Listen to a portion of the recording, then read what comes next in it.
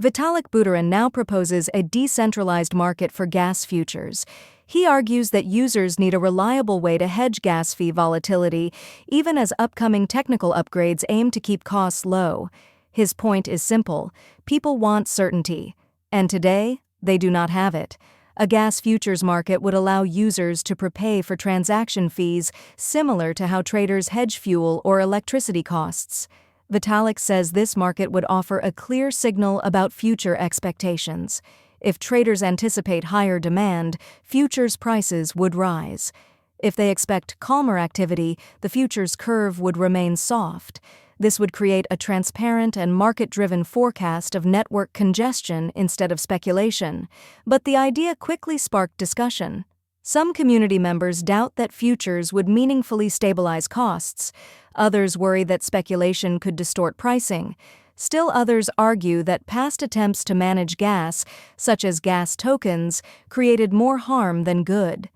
And this is where Arthur Breitman, co-founder of Tezos, stepped into the conversation. He reminded users that gas tokens became a security risk. They allowed users to store gas artificially and unlock it later, putting stress on the protocol. Removing these mechanisms improved safety, even if some users regretted losing a clever trick to reduce fees. Vitalik agreed. He pointed out that unpopular changes are sometimes the most necessary. He cited earlier decisions like adding strict gas limits per transaction.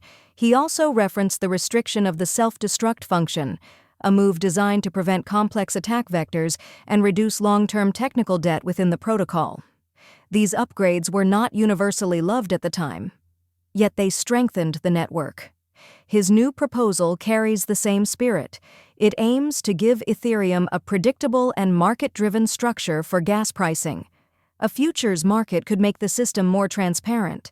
It could offer protection during periods of extreme demand, and it could reduce the fear that fees will suddenly spike without warning.